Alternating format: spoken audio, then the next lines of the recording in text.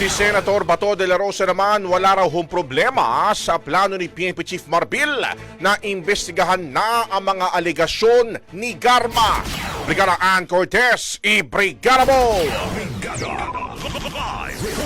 Ibinahagi ni dating Philippine National Police Chief Senator Ronald Bato de la Rosa na ayos lang sa kanya na imbestigahan ni PNP Chief General Romel Marbil ang katotohanan. Dito nga sa likod ng alegasyon ni retired police official Royina Garma.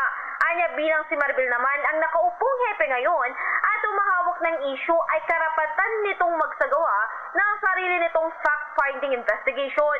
Maalala, sa nabanggit na alegasyon ay sinasabing mayroong reward system sa mga kapulisan sa naging war on drugs sa panahon ni dating Pangulong Rodrigo Duterte.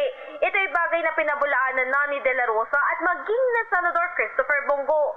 Ayon pa kay Go, handa siya mag-ayon ng resolusyon para imbestigahan din ito sa Senado. Ito nga ay kung kakailanganin.